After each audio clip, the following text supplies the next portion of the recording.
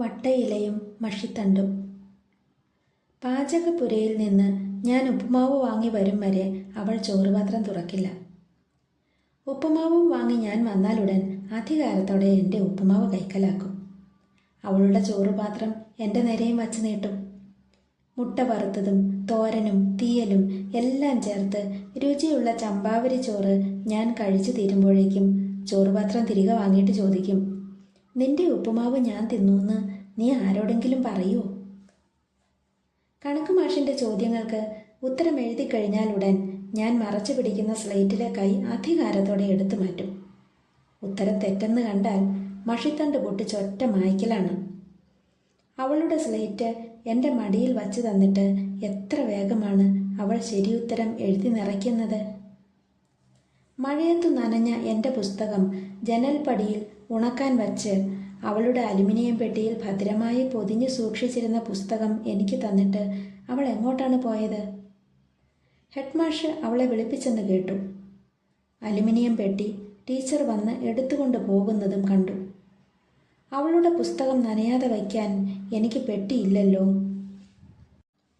ഉച്ച കഴിഞ്ഞപ്പോൾ ഞങ്ങളെ വരിവരിയായി നിർത്തി കണക്കുമാഷ് അധികം അകലെയല്ലാത്ത ഒരു വീട്ടിലേക്ക് കൊണ്ടുപോയി. തിങ്ങി നിറഞ്ഞ ആളുകൾ. വെള്ള പുതച്ച അച്ഛനെ കെട്ടിപ്പിടിച്ച് കരയുന്ന അവളെ കണ്ട് ഞാൻ അടുത്തേക്ക് ചെല്ലാൻ തുടങ്ങിയപ്പോൾ ആരോ തടഞ്ഞു. ബെഞ്ചിനടിയിൽ അവളുടെ അലുമിനിയം പെട്ടി ഇരുന്നിടത്തെ ശൂന്യത എന്നെ ആകുലപ്പെടുത്തി. ഇനി അവൾ വരില്ലായിരിക്കുമോ? പെട്ടെന്നൊരു ദിവസം അലുമിനിയം പെട്ടി മടങ്ങിയെത്തി അവളും. പക്ഷേ വട്ടയിലയിൽ പൊതിഞ്ഞ എൻ്റെ ഉപ്പുമാവിനായി അവൾ കാത്തു നിന്നില്ല. ഞാൻ ഒറ്റയ്ക്കിരുന്ന് ഉപ്പുമാവ് കഴിച്ചു. കൈ വകഞ്ഞു മാറ്റി എൻ്റെ തെറ്റുത്തരങ്ങൾ അവൾ നോക്കിയില്ല. അവളുടെ സ്ലേറ്റും ശൂന്യമായിരുന്നു. പലപ്പോഴും അടികൊണ്ട് പുകഞ്ഞ കൈ തുടയിൽ ചേർത്ത് അമർത്തി പിടിച്ചുകൊണ്ട് അവൾ ചോദിക്കും, എനിക്ക് നൊന്തില്ല, നിനക്കോ?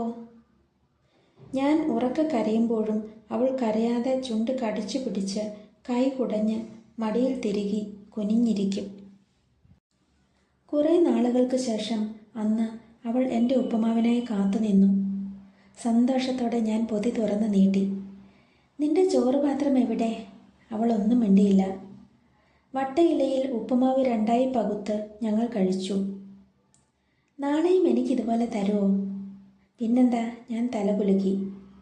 പിറ്റേന്ന് ഞാൻ വലിയ വട്ടയിലയുമായാണ് എത്തിയത്. പക്ഷേ അവൾ എന്താണ് വരാത്തത്?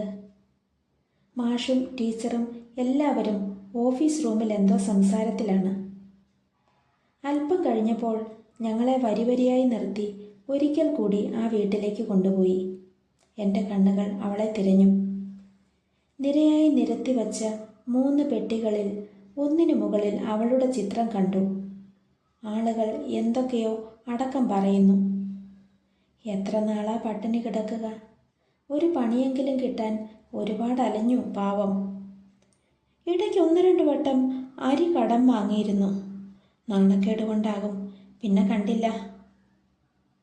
ഞങ്ങളുടെ ടീച്ചർ അലമുറയിട്ട് കരഞ്ഞപ്പോൾ ഞങ്ങൾക്കും കരച്ചിലടക്കാൻ കഴിഞ്ഞില്ല. ആ അടഞ്ഞ പെട്ടിയിൽ നോവറിയാതെ അവൾ കിടക്കുന്നുണ്ടാകുമോ?